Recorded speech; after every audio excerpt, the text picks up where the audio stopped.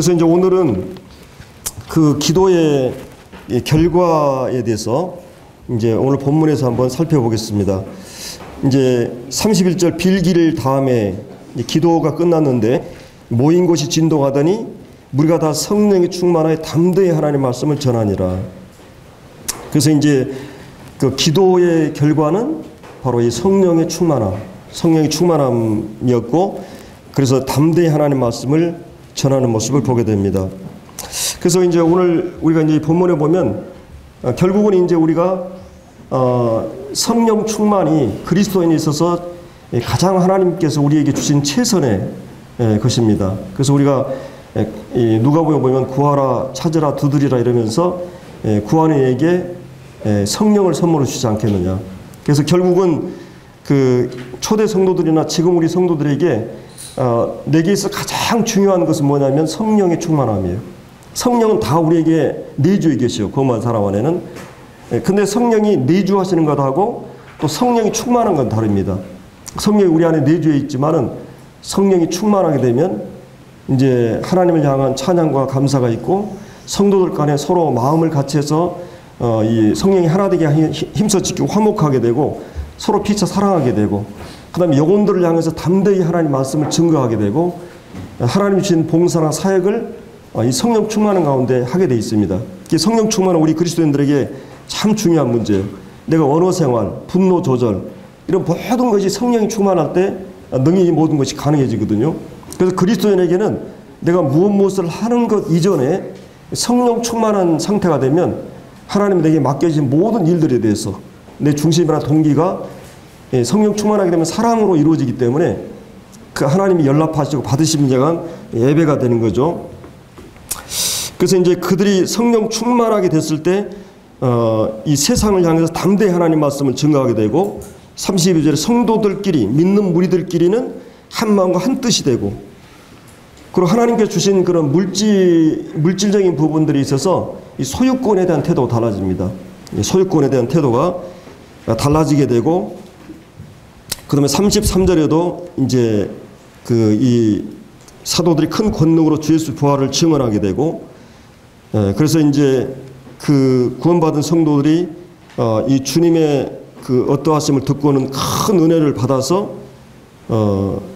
그들이 소유를 이렇게 교회에게 드리게 되고, 이런 놀라운 역사를 이제 우리가 이 본문에서 찾아볼 수가 있습니다. 그래서 우리가 이제 이 세상을 사는 이 세 종류의 사람으로 나눌 수 있다 그랬어요. 한 가지는 이 생리학적인 인간. 이것은 그 자기의 본능에 끌려서 사는 사람. 이 본능과 욕구의 충족을 위해서 먹고 싶을 때 먹고, 자고 싶을 때 놀고 싶을 때 그것을 위해서 모든 그 이 돈을 벌게 되고, 이 쾌락과 이 돈의 노예가 되어서 이런 생리학적인 인간이 있고, 두 번째는 이 철학적인 인간. 이성과 양심, 이 도덕과 윤리를 중시하는, 그래서 모든 것을 합리적으로 처리하고, 예를 들어서 우리가 음식을 먹는데도 이것이 정말 건강하게 유익한가, 이것은 또 많이 먹으면 안 되지. 그래서 이성과 양심의 통제를 받으면서 먹는 것도 먹게 되고, 이롭지 않은 것은 먹지 않고, 또 이제 이런 그 개인이나 사회의 이익을 위해서 그냥 나만을 위해서 사는 게 아니라, 본능에 충실한 게 아니라, 그래서 관계하고 있는 사람들의 이익을 생각하면서, 이게 이제 윤리잖아요. 윤리적인 이런 그 철학적인 인간이 있고, 그러나 이제 오늘 우리가 본문에서 성경에서 얘기하는 것은 영적인 인간, 성령이 이끌리심을 따라서 하나님의 뜻과 목적에 이끄는 삶, 성령이 지배하는, 그리고 이제 우리의 욕망이나 이성이나 또 우리의 양심이 이 성령의 지배 아래 놓여 있는 사람, 이게 이제 성령 충만한 사람이라고 이렇게 말할 수가 있습니다.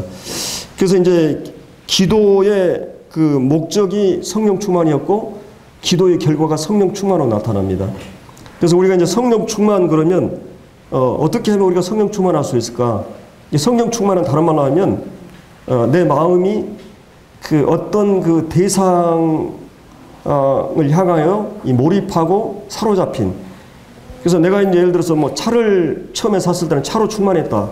마음이 꽉 차 있다는 말이죠. 그러니까 사랑하게 되면 사랑하는 사람이 내 마음에 꽉 차 있는 것처럼 바로 이 성령 충만은 그리스도로 충만해 있는 것.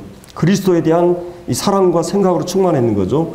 그래서 이거는 충만이란 말은 마치 물을 어떤 그런 수건이 물에 담금질 됐을 때, 물에 꽉 젖어 있을 때 충만이란 말이 있었고, 또 어떤 경우는 이제 지배란 말입니다. 이 성령이 우리를 지배하는. 그래서 이 주도권이 성령의 그 주도권이 되는 거죠. 그러면 통치권이나 지배권이나 소유권이나 모든 것이 이제 그리스도의 주재권이 이루어지는, 그것이 이제 성령 충만이라고 할 수 있습니다. 성령이 지배하고 인도하는 대로 사는 삶. 이게 성령 충만인데, 왜 우리가 성령 충만이 그토록 중요한가? 이런 부분은 가정생활에서도 성령 충만, 직장생활에도, 사회생활에서도 성령 충만, 교회 모든 사역에 있어서도 성령 충만이 모든 것의 중심이 이루어져야 됩니다. 성령 충만이 이루어지지 않으면, 이 성령 충만하게 되면 이 은혜로, 여기 이제 이 33절에 나오는 큰 은혜를 입었다는 말이 있습니다. 그래서 우리가 그 마치 그 은혜를 충분히 그 이 폭포수와 같이, 은혜의 폭포수와 은혜의 단비와 같이 우리의 마음밭이 하나님의 은혜로 촉촉이 적셔 있을 때 성령 충만하게 되고, 이 성령 충만한 사람들이 어때요? 우리의 마음에 일어나는 모든 것이 정말 이 은혜를 입게 하고 은혜에 고르게 하는 그 말을 하게 됩니다. 예를 들어 여러분들이 감을 때 가끔 이제 어떤 채소나 이런 거에 물을 주지 않으면 쓰게 돼요. 그래서 이 그 하나님 말씀을 잘 경청하지 않거나 말씀을 받지 않으면 우리 마음에 쓴뿌리가 일어나고 가시가 일어나요. 그 사람들이 가까이 가면 어떤 비난하거나 비방하거나 편론하거나 비판하거나 이런 쓴 물이 막 계속 나와요. 그래서 왠지 그 사람 가까이 가면은, 가까이 하면 어때요? 상처를 받게 되고 가까이 가고 싶지 않죠. 여러분들이 어떤 형제 자매에 대해서 뭔가 가까이 가고 싶다, 내 마음의 모든 것을 다 털어놓고 싶다, 이 사람은 굉장히 은혜로운 사람이에요. 늘 너그러움이 있고 따뜻함이 있고 포용력이 있고 잘 경청해주고 이렇게 이제 바다와 같은 넓은 마음으로 품어주는. 저도 이제 이번에 그 이 목회자들이, 사역자들이 전국에서 모였는데, 제가 어떤 사역자 형제님한테는 가까이 가고 싶고, 어떤 형제님은 아이고 피하고 싶은 형제님이, 우리 참 뜨겁게 형제 안에서 교제하고 막 이런데도 그 많은 형제님들이 이게 함께 모여서 이제 말씀을 듣는데도, 어떤 형제님은 가면 이 형제님은 나를 이 과소평가하는 사람이 있어요. 그래가지고 막 지적하고 율법적이에요. 왜 그러느냐, 폄하하고 깎아내리고 막 이러면 가까이 가고 싶지 않아요. 근데 어떤 형님은 나를 과대평가하는, 나를 너무나 크게 보는 막, 그래서 막 어떻다든지 이러면서 형제님 어떻다 막 이런 얘기를 해줬을 때 왠지 그 형제님 가까이 가고 싶은. 그래서 뭔가 나를 인정해주고 나를 존중해주고 나를 은혜로 대해주고 따뜻하게 지혜주는 그 사람에게는 왠지 가까이 가고 싶잖아요. 그래서 성령으로 충만하다는 것은 이 하나님의 은혜로 충만한 것이에요. 이 은혜로 충만한 사람은 은혜를 입고 은혜의 단비를 적셔 있기 때문에 그 사람에게는 항상 친절하고 온유하고 겸손하고 사랑스럽고, 막 자기 얘기만 하고 자기 주장만 하고 막 옳다 그러다 막 정지하고 판단하고 막 그냥 좁혀좁혀 해가지고 막 가시처럼 찌르고 막 이 뼈 있는 말을 하고 막 이러면 왠지 이 사람은 멀리하고 싶어요. 근데 이게 두루뭉실하고 잘 포용하고 받고 이렇게 하면은 저 엄마 품과 같이 늘 그 사람하고는 모든 걸 털어놓고 얘기하고 싶은. 그래서 이 성령 충만은 그렇게 중요해요. 우리가 성도들도 성령으로 충만하게 되면 이런 은혜로 충만하게 돼 있죠. 주님이 요한복음 1장 14절을 보면 바로 말씀이 육신이 되어 우리 가운데 거하시면 우리가 그 영광을 보니 아버지의 독생자의 영광이요 그 다음에 은혜와 진리가 충만하더라. 은혜와 진리가 충만하신 주님. 주님에게는 거룩한 분이셨지만 진리로 충만했지만 또한 은혜로 충만했기 때문에 세리나 죄인이나 가늠중에 잡힌 모든 사람들이 그 주님 품에 갔어요. 그럼 바리새인들은 어떻게 했습니까? 이 세리나 죄인들은 가까이 갈 수도 없었어요. 그래서 이런 성령 충만은 그런 의미에서 이렇게 중요한 부분인 것을 우리가 이제 이 성경에서 볼 수 있습니다. 우리가 이제 영적으로 거듭나면서 정말 우리는 이 죄로부터 죄 용서에 대한 확신을 갖게 되죠. 자유함, 정말 이 해방감을 느끼게 됩니다. 성령으로 충만하게 될 때 우리 지식이나 의지나 감정, 이 과학의 문제를 떠나서 어떤 법이나 체계, 율법 지식, 욕망, 두려움, 절망으로부터 우리는 완전하게 그 자유를 얻게 됩니다. 그래서 우리는 이제 놀라운 그 의를, 그리스도가 준비한 의를, 성경에는 이제 두 가지로 이제 의를 얘기하죠. 이 공의라고 하는 의가 있어요. 공의. 제가 영어를 잘 모르는데, 이 나이트니스, 이 공의라는 말이 있고, 그 다음에 이제 하나님께 준비한 의가 있어요. 이 저스티리스라고 그러죠. 저스티케이션. 이거는 이제 하나님께서 아들을 통해서 준비한 의.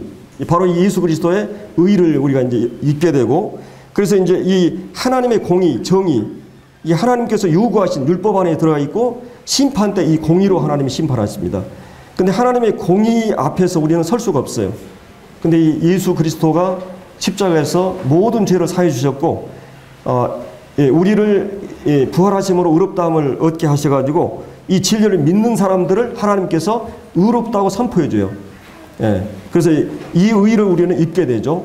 그 의를 입는 사람이 점점 이제 그 의로워지는 이 성화의 과정이 있죠. 그래서 이런 우리는 하나님 앞에서 죄로부터 자유케 되었고, 그 다음에 죄로부터 자유케 됐다는 말은 감옥에 있는 사람이 내가 예를 들어서 어떤 그 습관적으로 살인을 한다든지 뭐 간음을 한다든지 이런 사람들이 감옥에서 몸이 가두어졌는데, 몸만 이게 가두어졌는데 거기서 끄집어낼 수 있는 건 뭐예요? 다시는 이 사람이 이 죄를 범하지 않을 수 있어야 자유를 허락해요. 계속 그 죄에 대해서 내 얽매이게 되면 또 그 범죄 때문에 또 감옥에 갇히게 되는 거죠. 근데 이제 그리스도인들은 죄로부터 자유케 됐다는 말은, 물론 우리가 연약해서 넘어지고 죄를 범할 수 있어요. 그러나 우리 진정한 자유인은 이 죄를 지배하고 이길 수 있어야 돼요. 그래, 구원받기 전에는 우리가 죄의 종이라고 그러죠. 죄의 종이에요. 절대적으로 죄의 종이에요. 죄를 범하는 자는 죄의 종이라고 그랬어요. 죄에서 스스로 헤어날 수 없는 이런 상태에 있죠. 그러나 이제 구원받고 나서는 우리는 죄의 종은 아니에요. 물론 우리가 상대적으로 그 죄의 종에게 속할 수는 있어요.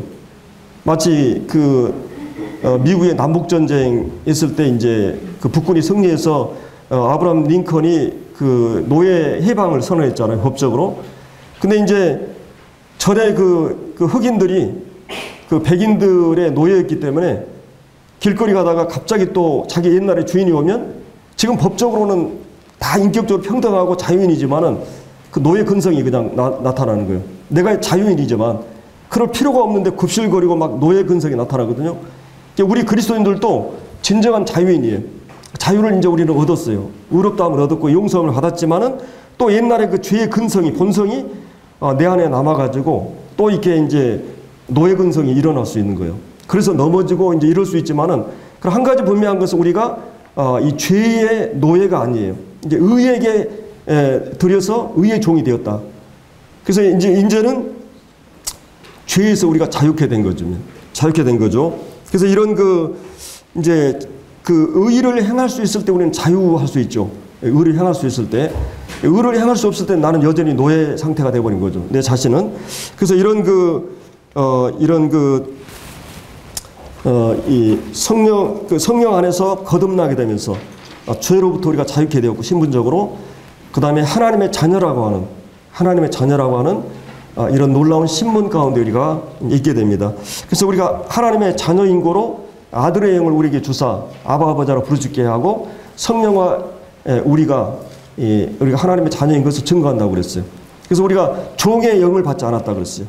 양자의 영, 이 자식의 영, 아들의 영을 받았기 때문에 이제 우리는 하나님을 가히 아버지라 부르짖게 되고, 이게 논리적으로 설명할 수 없지만 그리스도인들은 이제 하나님의 아버지라고 부르짖는 우리 안에서 내적인 그런 증거가 있죠. 그리고 우리가 모든 사람들에게 우리가 하나님의 자녀인 것을 이런 그 삶을 통해서나 태도나 말을 통해서 성령과 더불어 증거하게 되는 이런 걸 볼 수 있습니다. 자, 이제 이 사도가 여기 이 사도행전에서 이런 하나님 아버지가 어떤 분이고, 그 다음에 예수 그리스도가 어떤 분이라고 하는 이런 이제 하나님 아버지 창조의 하나님이고, 그 다음에 역사의 주관자 하나님, 그 다음에 그 하나님께서 아들을 통해서 십자가의 그 죽음의 사건, 그리고 그분이 부활하심에 대해서 이제 이 객관적인 진리들을 쭉 전했습니다. 그러면서 이제 성령이 그들 안에 내적으로 충만하게 될 때 성령이 충만하게 될 때 어떤 결과가 나타나는가? 다른 말로 하면 이건 기도의 결과가 어떻게 나타나는가? 이 성령 충만의 이 모습들을 여기서 이제 보여주고 있죠. 31절에 나오는 하나님 말씀에 대해서 담대히 전할 수 있고, 그 다음에 33절에는 그 큰 권능으로 주 예수의 부활에 대해서 증언하고, 이건 이제 세상을 향해서, 그리고 또 성도를 향해서 이렇게 말씀을 담대히 전할 수 있고, 32절에는 그리스도인들끼리 서로 마음을 하나 되게 되고, 그 다음에 이제 이 성령 충만의 결과 가운데는 하나님의 소유에 대한 태도가 달라져 가는 것을 우리가 이제 이 성경에서 볼 수가 있습니다. 그래서 이제 이 성령님의 이 사역은 이 아들 안에서 객관적으로 역사적으로 이루어진 사건이 있지만, 또 이 사건 속에는 계시적 의미가 있었죠. 예수님이 이 십자가의 죽으심은 역사적 사건이면서도 거기에는 많은 계시가 들어가 있었어요. 하나님이 어떤 분인 걸 그 십자가를 통해서 다 드러내시고, 하나님 우리 얼마나 사랑하시고 죄에 대해서 얼마나 철저하게 거룩한지 모두로 진노하시고, 하나님의 죄와 능력이 그 십자가에 다 드러났어요. 자, 그러면서 십자가는 또 한 가지는 우리가 그리스도와 함께 그 십자가에서 죽으셨고, 또 그리스도와 함께 다시 살아나심으로써 이 새 생명 가운데 우리가 살게 되는, 이 성령 안에서 살게 되는, 자, 이런 모든 그 역사적 사건뿐만 아니라 계시의 수단으로서 역사를 이제 우리에게 말씀해 주죠. 근데 성령께서만이 이런 그 역사적 사건의 의미를 이렇게 해석해 줍니다. 그래서 여러분들이 사복음서나 이 사도행전은 사건을 위주로 기록이 돼요. 근데 이 서신서 같은 경우는 뭐예요? 하나님께 바울을 통해서 십자가 어떤 의미가 있는가? 바로 그분이 우리 죄를 위해서 죽으셨다. 그분이 바로 우리가 죄인 되었을 때, 원수 되었을 때 바로 십자가에 죽으시면 하나님의 사랑을 우리에게 확증해 주셨다. 자, 이런 그 서신서는 그 사건의 의미들을, 이 계시의 의미들을 이 성령이 우리에게 밝혀주셨어요. 그래서 성령님께서는 이제 구약의 그 역사에는 하나님이 부각되어 있지만, 이 공생애 동안에는 예수님이 이게 부각이 되어 있죠. 그러나 오순절 이후로는 교회사에는 이 성령님이 역사 속에 있었던 하나님과 예수님과 이런 모든 분들을 구체적으로 설명해주고 계시해주는, 조명해주는 거죠. 이런 일들을 이제 하는 걸 볼 수 있습니다. 그래서 이 성령이 두 가지 측면에서 역사하는데, 한 가지는 이 말씀을 전하는 자들 안에 역사하십니다. 그래서 사도 바울도 이 말씀 전할 때 성령의 능력과 나타남으로 증가하기를 굉장히 기도를 했어요. 설교자의 능력 있게 하고 그 복음을 효과적으로 전할 수 있는 그런 그 성령의 역사를 위해서, 성령의 나타남과 능력을 위해서 늘 긴장하고 이렇게 기도했던 모습 보게 됩니다. 그리고 또 한 가지는 이제 말씀을 청취하는, 말씀을 듣는 자 안에 성령의 역사예요. 말씀을 전하는 자가 성령으로 전해도 듣는 자가 성령의 역사가 이루어지지 않을 수 있어요. 자, 예를 들어서 우리가 똑같이 그 베드로가 이제 말씀을 증거했을 때 사람들이 막 어찌할꼬 그러면서 회개하고 이제 3,000명이 돌아왔지만은 스데반이 설교가 잘했을 것 같아요? 베드로 설교가 내용이 더 잘 됐을 것 같아요? 여러분 사도행전 7장을 보면 스데반의 설교는 그야말로 구약 성경을, 구약 역사 전체를 한 그 시간 속에서 압축해가지고 딱 전하거든요. 역사에 대해서 환히 깨달고 있어야만 가능해요. 구약 성경을, 역사를 훤히 알고 있어야 그렇게 할 수 있거든요. 베드로 설교는 굉장히 단조로워요. 간결하고. 자, 그런데 똑같은 설교가 성령 충만해가지고 전해졌는데, 듣는 사람들이 성령에 역사하지 않을 때는 또 이 말씀을 거절해버립니다. 스데반의 설교는 그들이 막 이를 갈면서 스데반을 죽여버려요. 말씀 전하는 자를 죽이는 일을 하거나, 아니면 그 말씀을 받아서 내가 회개하거나, 이제 이런 일이 일어나죠. 그래서 이제 이 두 가지를 늘 기도해야 됩니다. 어떤 경우는 말씀이 전했는데 누디아라든지 이런 경우는 마음이 열리고 말씀이 들리고 에데페 넷이라든지 마음이 준비된 영혼들은 그냥 말씀이 그대로 다 그냥 흡수하고 먹히는 걸 볼 수가 있죠. 그래서 이런 이 성령의 역사가 우리가 이제 있는데, 이 성경에 보면 요한복음 16장에 보면은 바로 성령이 오셔서 하신 일이 책망하는 일을 합니다. 우리 안에서. 그래서 이제 이 책망이란 말이 이 설복하다, 죄를 입증하다 이런 말이에요.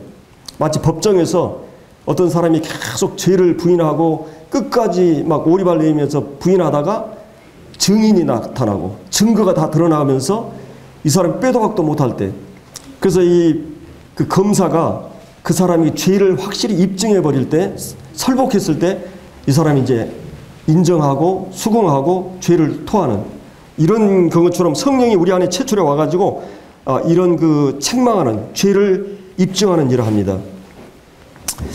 그래서 이제 이 성령이 우리 마음을 찌르고 이렇게 이제 우리가 하나님 앞에 죄인인 것을 두려워하게 하고 이렇게 성령을 거스려 행했다는 것을 깨닫게 하는 이런 일들을 성령이 우리 안에서 하게 됩니다.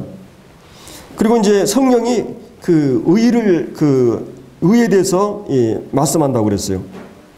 그래서 예수님이 오르심에 대해서, 예수님은 본질적으로 오르시고 그 삶이 오르셨고 그 십자가에서도 그 주님은 이 오르신 분이었어요. 의인이었어요. 하나님과 하나의 아버지와 하나이고 서로 속성적으로나 또 이 뜻이나 모든 것이 서로 불일치할 수 없는 아버지 하나님과 하나다. 그래서 내가 그 의로운 자라고 이렇게 주님이 말씀하셨고, 주님이 부활하심을 통해서 그분 자신의 의로움을 입증하신 거죠. 그래서 이 주님만 그 의로우실 뿐만 아니라 예수 믿는 자도 의롭게 하기 길을 열기 위해서 주님이 우리 죄에 대한 모든 이 심판을, 정죄를 받으시고 부활하심으로써 우리가 하나님 앞에서 의롭다는 길을 열어놓으신 거죠. 자, 그래서 이제 이런 예수님이 의로운 분으로서 죄인된 우리를 위해서 십자가에 죽으심으로 우리가 의롭게 되는 길을 열어놓으셨다고 하는 이 복음의 진리들을 이 성령이 우리 안에서 전하게 돼요. 그리고 이제 이 성령이 우리 안에 오셔서 심판에 대해서 이렇게 증거하십니다. 바로 이제 이 세상 신이 또 그 죄가, 죽음이 바로 이 주님의 심판을 받으심으로 다 처리됐다고 하는, 그리스도가 십자가를 통해서 승리하셨다고 하는 것을 이제 증거하는 것입니다. 그래서 성령이 오셔서 이런 그 죄에 대해서, 의에 대해서, 심판에 대해서 우리에게 책망하시는, 그래서 이런 것들 통해서 우리가 하나님 앞에 이제 바로 서도록 이 성령이 우리 안에서 이제 역사하심을 이제 보게 됩니다. 그래서 성령께서 거듭난 사람들, 어떻게 이 성도들 안에서 처음에 이렇게 역사하시는가, 구원받는 과정에서 이 성령이 우리 안에 중생하게 하고, 또 이렇게 성령이 우리 안에서 우리를 거듭나게 하셔서 이 진리들을 인식하고 깨닫게 하시고 믿게 하시고, 성령이 우리 안에 내주하시고, 그리고 성령이 우리 안에 인치신다고 그랬어요. 성령이 우리 안에서 이제 진리에 대해서 확신을 주고, 그 다음에 이 성령이 내주하신 것은 하나님 편에서 볼 때 이 세상에 많은 사람들 가운데 마치 옛날에 여러분들이 자기 짐승에게는 인을 쳐가지고 자기 것인 것을 확인하는 것처럼, 여러분이 책을 사고 도장을 찍으면 내 사인을 하면 이건 내 소유다, 내 것이다. 그래서 이 세상에 많은 사람들 가운데 하나님의 소유요, 하나님의 것으로 인쳐놓은 게 뭐냐면 성도들이에요. 뭘로 인쳐놨느냐? 성령으로 인쳐놓았다는 거예요. 그러니까 성령이 그 안에 내주하면 저 사람은 내 것이다, 내 것이라는 소유권에 대한 이 도장을 박아놓은 것 같아요. 성령이 그 인으로서 우리 안에 내주해 계십니다. 성령이기 때문에 보증이 되고, 마치 성령은 하나님의 소유에 대한 하나의 표시가 되는 거죠. 그래서 이제 성령이 우리 안에 이제 구원받은 성도들에는 중생, 내주, 인침, 성령 세례가 있어요. 성령 세례는 이제 거듭난 성도들은 몸으로 딱 연합이 돼요. 교회 안에 연합이 됩니다. 그러나 이제 이것은 단번에 이루어지는 거예요. 거듭나게 되고, 성령이 내 안에 내주하게 되고, 그리스도의 영이 없으면 그리스도 사람이 아니라 그랬죠. 그 다음에 그리스도의 성령의 인도하심 받지 않은 사람은 하나님의 아들이 아니라 그랬어요. 그렇기 때문에 성령이 우리 안에 내주할 뿐만 아니라 성령의 음성에 인도함을 받는 사람들, 그게 이제 거듭난 사람이라고 그랬어요. 기독교는 단순히 관념이나 철학이나 사상이 아니에요. 윤리나 도덕이 아니에요. 거룩한 영이 우리 안에 내주하는 사건이에요. 그래서 이 진리에 대해서 새롭게 인식되고 깨달아지고 믿어지고, 그리고 영적인 모든 세계들이 믿어지는 이 믿음의 역사, 그다음에 주님에 대한 사랑, 그러니까 소망에 대한 확신 이런 것들이 이 성령이 내주하면서 이루어지게 됩니다. 그러니까 말씀에 대한 태도가 달라져요. 거듭난 성도들에 대한 태도가 달라져요. 그리고 영혼들에 대한 태도가 달라져요. 이 거듭난 증거들입니다. 이 성령이 내주함의 증거예요. 그리고 이제 성령이 이렇게 이루어질 뿐만 아니라 이제 성령 안에서 행하는, 성령 안에서 성령을 쫓아 행하는 삶이 이제 이루어지잖아요. 거기에는 이제 내 선택이 필요해요. 성령이 우리에게 계속 설득하시고 깨우치시고 우리를 설복하시고 우리 지성의 감정에 뜨거움을 주시기도 하고 깨닫게 진리를 조명해 주시기도 해요. 근데 의지는 성령이 대신해 주잖아요. 사랑도 그렇고 예배도 그렇고 그것까지 대신해 주면 예배가 예배도 없어. 사랑이 아니에요. 로봇이지. 그래서 모든 걸 성령이 강제로 하질 않아. 인격적인 분이기 때문에. 그래서 말씀으로 깨닫게 하고 이렇게 하신데 이제 내가 그 개인의 결정에 의해서 우리 안에 행하시는 일은 하나님인데 우리가 이 돌이고 떨려로 복종하여서 이 성령의 음성에 따라가는 거예요. 따라가지 않으면 성령이 근심하게 돼요. 소멸되게 돼요.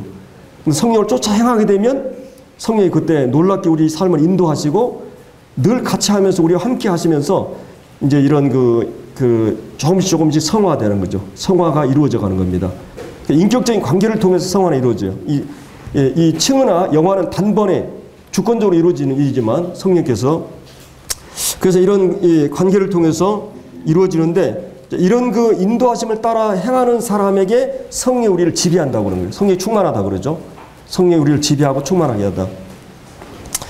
그래서 우리가 이제 오늘 이 본문을 통해 성령 충만이란 무엇이고 또 왜 우리가 성령 충만해야 되고 구체적으로 어떻게 성령 충만하는가.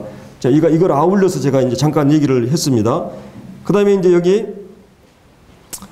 이제 성령 충만의 하나의 이제 결과로서는 하나님 말씀을 담대하게 이제 전하는 그리고 이제 33절에도 하나님 말씀을 담대하게 이제 전하는 그런 모습을 우리가 이제 볼 수가 있습니다. 그래서 여기 이제 사도들의 메시지의 핵심이 뭐였어요? 항상 그리스도의 십자가와 그 다음에 그리스도의 바로 이 부활이었어요. 초대교회는 이 두 가지가 이 복음의 핵심이었습니다. 그리고 이 두 가지가 그분이 하나님으로서 또 사람으로서 우리를 위해서 이루실 그런 분입니다. 그래서 부활은 기독교의 핵심 진리예요. 그 다음에 다른 모든 종교와 차별화되는 것이 부활입니다. 그리고 이 부활은 우연히 우발적으로 이루는 것이 아니고 구약성경에 예언된 그리고 예수님이 공생애 동안에 자주 언급했던 죽으심과 부활에 대해서 얘기했던 대로 그리고 이제 부활이 없다면 우리 전파하는 것이 헛것이고 믿음도 헛것이고 또 그리스도인들이 거짓 증인이고 우리가 여전히 죄 가운데 있다 그랬어요. 그럼 먼저 돌아가신 성도들이 망하게 됐다 그랬어요. 만약 우리가 바라는 것이 이생뿐이면 이 땅에서가 전부라면 모든 사람 가운데 더욱 불쌍한 자가 됩니다. 그러나 주님이 역사적으로 부활하셨죠. 그래서 잠자는 자 첫 열매가 되시고 주님이 부활하심으로 그가 하나님의 아들 되심을 입증하셨어요. 그리고 그분이 공생애 동안 하신 모든 말씀들이 주장하심이 사실로 입증이 된 거예요. 만약 그분이 부활하신다고 그래놓고 만약에 살아나지 않았다. 그분이 하신 모든 가르침이나 주장이 다 거짓이 되어버린 거죠. 근데 그분이 부활하심으로 그래서 로마서 1장에 보면 주님이 육신으로는 다윗의 혈통에 나셨고 성결의 영으로 죽은 자 가운데 살아나셔서 하나님의 아들로 입증됐다 그랬어요. 하나님의 아들로 입증됐다. 그리고 이제 그리스도 안에서 지금 구원받고 먼저 돌아가신 모든 성도들이 주님이 부활하심을 통해서 그들이 다시 주님 오실 때 부활할 것을 보증해 주는 것이에요. 이 부활이. 그래서 어떤 의미에서 이 성도들은 이 인간의 가장 이 고질적인 문제가 뭐예요? 가장 두려운 문제가 뭐예요? 이 죽음의 문제예요. 근데 역사적으로 그리스도인 만큼은 죽음에 대해서 대범하게 대처할 수 있었어요. 공산주의화 되면서 가장 다루기 힘든 사람이 바로 크리스찬들이었어요. 죽음에 대해서도 전혀 두려워하지 않기 때문에 초대교회에서부터 마찬가지예요. 왜 그러냐? 우리 주님이 부활하셨고 그 부활의 보증을 통해서 부활을 통해서 우리도 다시 부활할 것에 대한 확실한 이 보증이 되기 때문에 그래서 인간의 문제는 결국은 죽음의 문제예요. 인간의 문제는 그 모든 종교의 문제는 이 문제예요. 근데 이게 해결이 없어요. 근데 이 기독교 예수 그리스도만큼은 다시 부활하셨어요. 처음 첫 열매가 되신 거죠. 그래서 부활은 예언대로 예고대로 부활 주님이 성경대로 다시 살아나셨습니다. 그리고 이제 이 초대교회 모든 메시지의 중심에는 이 부활이 있어요. 이 부활하심이 증거되고 있죠. 그리고 이제 주님이 부활하심은 이 로마서 4장 25절에 보면 바로 예수는 우리의 범죄함을 위해서 내어줌이 되고 우리를 의롭다 하기 위해서 다시 살아나셨다. 우리를 의롭다 하기 위해서 다시 살아나셨다. 그러니까 우리가 의롭다고 하는 죄사함과 의롭다함을 얻을 수 있는 보증이 뭐예요? 주님이 부활하시면. 제가 그 얘기를 했었죠. 그 제사장들이 그 백성들의 죄를 촉하는 그 양의 제물이 하나님께 연락됐을 때는 제사장이 살아나왔어요. 살아나오면서 그 제사장들의 방울이 그 울리는데 그때 이스라엘 백성들이 성막 주변에서 환호를 했어요. 아, 우리 죄가 완전히 사해졌구나. 그럼 만약에 거기서 제사장이 즉사하게 되면 그 줄을 제사장 발에다 묶어놨어요. 혹시라도 이 연락되지 않으면 끌어내기 위해서. 거기 들어갈 수 없잖아요, 지성소는. 그래서 이 예수님이 죽으심과 부활하심은 바로 이 죄가 완전히 사해졌고 하나님 앞에 이 죄사함의 확정이 바로 이 제사장이 살아나는 것처럼 예수님 부활은 우리 죄가 완전히 사해졌다는 가장 확실한 이 증거가 되는 것입니다. 그래서 주님께서 이제 여러 그 부활하심에 대한 그 10군데 또 어떤 경우는 뭐 1명, 2명 또 12명 혹은 이 500여 명 여러 군데서 그러니까 고린도전서 15장 부활장을 기록할 때 사도 바울이 기록할 때는 AD 한 70년 정도 됐거든요. 그게 예수님이 33세에 돌아가셨기 때문에 불과 한 30년밖에 지나지 않은 상태이기 때문에 이것을 거짓말하면 다 드러나 버리게 있어요. 사도 바울이 지금 부활에 대해서 기록을 하고 있는데 그때 당시 때는 예수님 부활을 목격한 사람들이 대부분이 살아 있었어요. 거짓말할 수가 없어요. 그렇게 여러분이 고린도서 15장에 보면 수없이 많은 사람들에게 부활하심을 목격한 사람들이 실제하고 있었던 시대에 이 부활이 기록되고 있어요. 그래서 이제 이 부활 사건은 어떤 의미가 있는가? 우리가 이제 두 가지 여러분이 살다 보면 모든 사람의 이 존재에서 한 가지 욕망이 있어요. 그게 뭐냐면 사랑받고 싶은 갈망이 있어요. 사랑받고 싶은. 사람은 왜 고민이 많고 또 고민의 핵심은 보면 뭐 돈을 벌고 학문을 쌓고 성공 출세 목말라 하고 이런 그 기본적인 삶의 그 필수품만 있으면 될 것인데 사람들은 그 이상의 돈을 벌고 지위를 다 이렇게 이제 권력을 쌓고 이렇게 합니다. 그래서 또 자기 잘 부리고 포장하고 꾸미고 인정받으려고 성공을 통해서 이 자기 자화상을 이제 이 자기의 자화상을 존재감을 더 확실하기 위해서 칭찬이나 인정이나 존경이나 사랑받기 위해서 개인적 업적이나 성공을 통해서 이제 형성되기 때문에 이런 노력을 하게 되죠. 이 사회적으로 실패하게 되면 이 자화상이 초라해지게 되고 그것은 무엇보다 견디기 힘든 것이었어요. 그래서 하나님께서 인간이 먼진 진흙으로 만드시고 그 안에다 하나님의 존귀한 형성을 넣어두셨어요. 그래서 사람은 한없이 존귀한 것을 추구하고 한없이 무가치한 것을 무가치한 자신을 보이면 좌절하게 되는데 그래서 이제 한없이 인간이 교만하기도 하고 한없이 무능하고 비참한 것으로 인해 좌절하기도 합니다. 그래서 사람은 자기가 거부당한 것을 극복하는 것이 큰 과제예요. 여기서 벗어나기 위해서 성공을 이렇게 꿈꾸는 것이에요.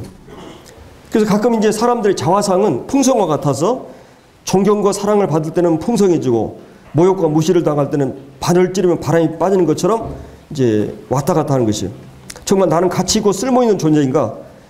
자, 이런 것에 실패할 때 이제 술을 먹기도 하고 또 자신을 치장하려고 하고 그래서 인생의 최대의 적은 성공이나 인기가 아니라 자기 거부감이에요. 사랑받지 못하는. 그런데 내가 진정한 가치가 어디서 옵니까? 진정한 자존감.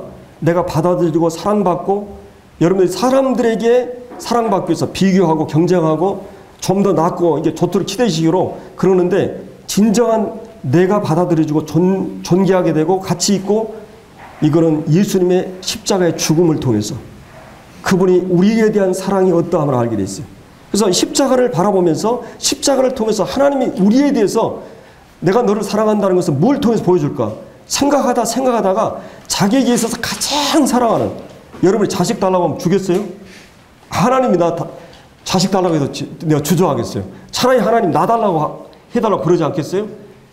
하나님에게서 최고의 사랑의 대상이었던 아들을 내어주시면서까지 내가 너를 이토록 사랑한다는 것을 알게 해주는. 그래서 십자가를 통해서만이 내 존재감이나 가치감이나 하나님 앞에서 내 자화상이 건강하게 설 수가 있는 것이죠. 하나님이 나를 이토록 사랑하시는 거야. 그 어떤 사람이 사랑하는 것보다. 사실은 하나님께서 이 세상에 이 창조할 때 누구를 위해서 만드셨겠어요? 저도 일반적으로 이 생각을 하나님 자신을 위해서 만드셨겠지 생각을 했는데 가만히 생각해 보니까 사람을 위해서 만들었어요. 예. 뭐 하나님이 뭐 이런 거 보고 싶고 구경하고 싶고 이러기 위해서 만들겠어요? 지구상에 있는 것, 이 생명이 존재하기 위해서 20만 가지가 필요하대요. 지구상에 공기, 뭐 물, 뭐 이렇게 뭐 비타민 A 뭐 해가지고 20만 가지의 과학자들이 나사에서. 근데 20만 가지의 조건을 다 만들어 주셨어요. 얼마나 다양한 음식, 과일, 생선, 고기들, 다양한 맛과 이거 누구를 위해서 주셨냐 이거요. 창조를 보면요, 하나님 우리를 얼마나 사랑하시는가를 알 수 있어요.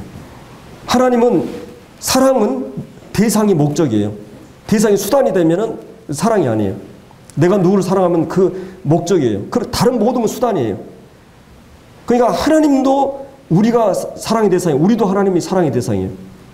그래서 이런 그 창조의 목적이나 존재의 목적은 바로 이 사랑입니다. 근데 하나님께서 창조 속에서도 하나님 사랑을 보여주셨지만 십자가를 통해 하나님이 우리를 얼마나 사랑하시는가를, 자기 아들이 그렇게 짓이겨지고 마치 포도가 깨지는 완전히 그냥 깨지고 찢어지고 찔리고 그 상하고 그리고 모욕과 수치와 그 모든 그 수모를 주님이 십자가에서 당해주시면서까지 우리 죄에 대한 형벌을 다 당해주심으로써 하나님 우리에 대한 사랑을 십자가를 통해서 보여주셨어요. 또 한 가지 인간에게 욕망이 있다면 사랑받고 싶은 욕망하고 또 한 가지 뭐가 있어요? 오래 살고 싶은, 영원히 살고 싶은, 그렇죠? 영생하고 싶은. 그래서 인생은 생명에 대한 갈망. 사형수가 사형장으로 끌려가다가 계단에서 딱 떨어져서 아이고 내가 죽을 뻔했네. 자기 죽으러 가면서 그런 얘기 하는 거예요. 이 생명에 대한 애착이 얼마나 강해요. 살고 싶은 이 사람이. 그래서 이 사람은 이 죽음의 문제, 영생의 문제 해결되지 않으면 인생은 불안하고 늘 두려움이 있는 것이죠. 그래서 이 운동하고 이렇게 막 건강하기 위해서 이렇게 사람들은 발버둥을 치는 것입니다. 여러분이 당장 한 달 후에 6개월 후에 내가 죽는다면 사람들은 두 가지 반응을 할 거예요. 죽음 앞에 설 때 비로소 참된 가치가 무엇이고 내가 무엇을 위해 살아야 할까를 깊이 생각하게 돼 있어요. 가끔 우리 주변에 잠시 죽었다가 살아가는 사람도 있죠. 임사체험한 사람들이 꽤 많거든요. 근데 그 사람들이 그 일반적으로는 똑같이 그렇게 살지는 않는다고 그래요. 죽음을 걷는 사람들은 가치관의 변화가 있게 되는데, 그래서 이제 이 돈과 건강보다 더 중요한 것, 죽음은 제대로 이해하는 것이 바로 이제 부활입니다. 그래서 이 주님께서 이런 이 죽음의 원인이 죄인데 이 죄 문제를 해결하기 십자가에 죽으셨고, 그 다음에 주님이 부활하심으로 이제 그분이 이 죄와 죽음의 문제, 인간의 가장 큰 딜레마는 그거예요. 여러분, 죄가 없으면 행복합니다. 부부간에 왜 갈등하고 서로 헤어지고 막 이럽니까? 죄 때문에 그래요. 사실은 이게 간단한 문제가 아니에요. 영원히 살아도 만약에 이 세상에 죄가 있으면 빨리 죽고 싶잖아요, 막. 근데 죄가 없어야 되고 영원히 살 수 있어야 돼요. 근데 예수님은, 이 기독교는 구원의 문제, 죄에서, 그 다음에 이 다시 살아나는 영원한 생명에 대한 문제를 기독교에는 다루지 않아요. 그래서 이 톨스토이의 인생론에 보면 어떤 젊은이가 어리를 지나가다가 구덩이에 빠졌어요. 구덩이에 빠졌는데 이제 도저히 스스로 나올 수가 없어요. 그래서 어떤 한 사람이 딱 지나가다가 아이고 참 매사에 조심하지. 거의 구덩이에 빠져가지고 참 안 됐습니다. 그거 싹 지나갔어요. 그 다음에 또 한 사람이 딱 지나가다가 있는 힘을 다해서 해보라고. 어떻게 하다 보면 어떤 그 어떤 경제에 이를 거라고. 근데 아무리 해도 그게 나올 수가 있어요? 없잖아요. 근데 한 사람이 칡능코를 딱 해가지고는 사다리 만들고 들어가서 이 사람 끌어내고 들쳐내고 나왔어요. 처음에 온 사람은 공자예요.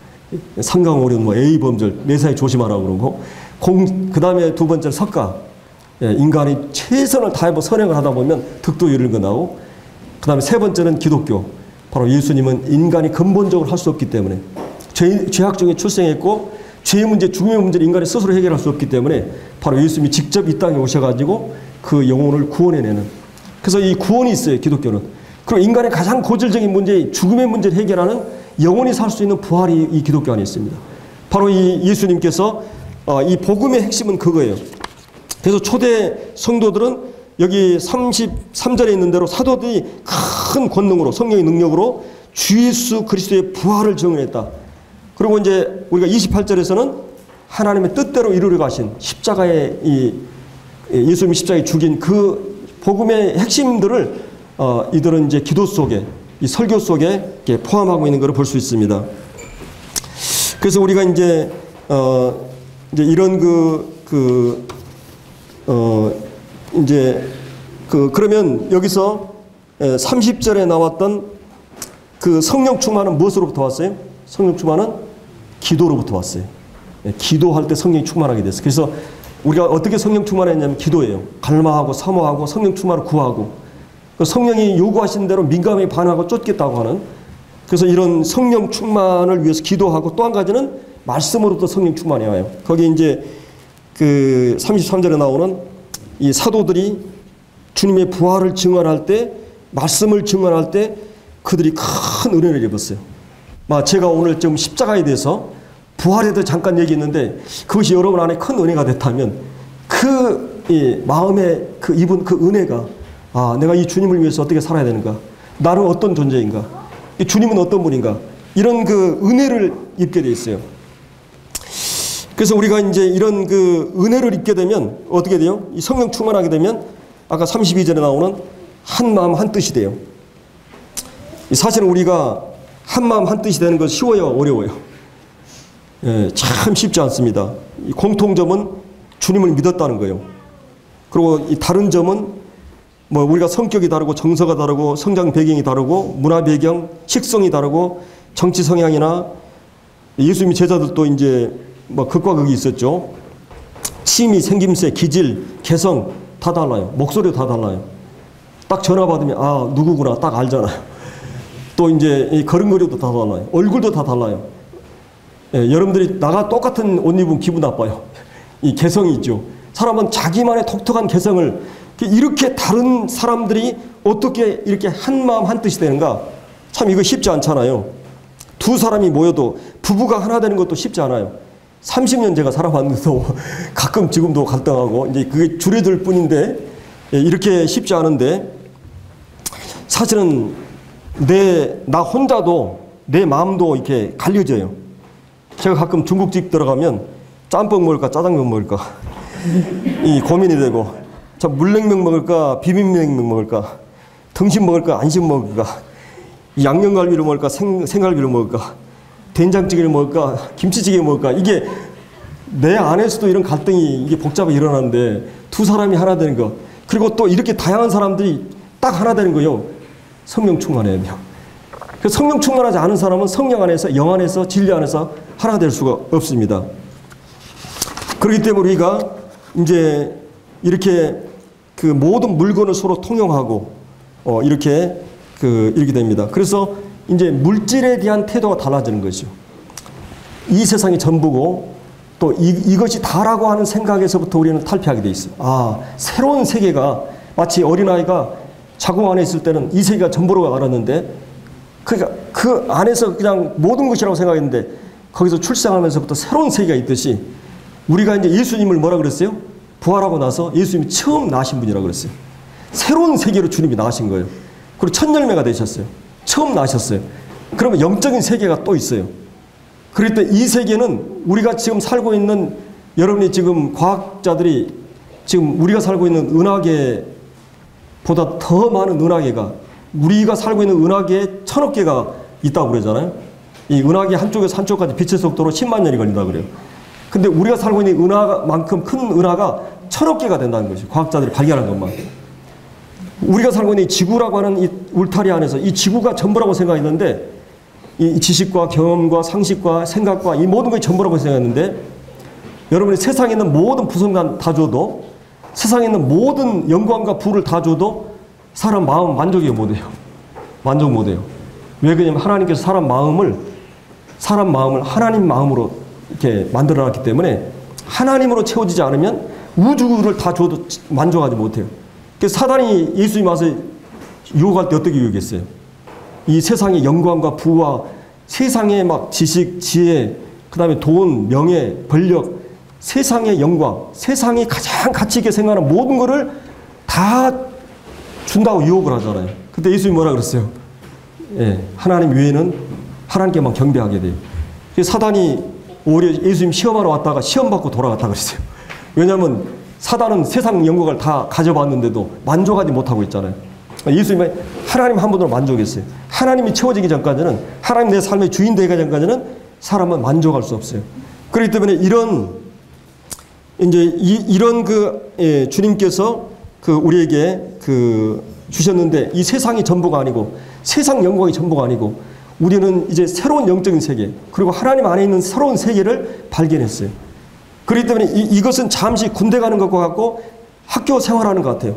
학습 훈련에 성적표가 매기고 그 군대 생활할 때 계급이 매기는 것처럼 그러니까 이 어떤 기업 회장이 아들에게 이제 기업을 물려주기 위해서 노년이 돼가지고 이 자식에게 이제 이 학습 훈련을 시키고 그 다음에 노가다도 시키고 막 가서 막 현장에 가서 밑바닥부터 이렇게 하는데 이 아들이 현장에 가가지고 세멘트 한 1000포 그냥 어디다 이제 그냥 빼가지고 팔아가지고 그래가지고 아버지가 예를 들어서 그러면 그 자식 잡으러 가겠어요?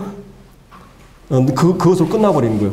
근데 오늘날 기독교 안에는 하나님 이 땅에서 좀 잘 살도록 이 땅에서 좀 기복적으로 좀 더 건강하고 합격 시험하고 저기 대학 들어가면 지옥 가도 상관없으니까 이런 식으로 대부분이 기도하고 있다는 것이죠.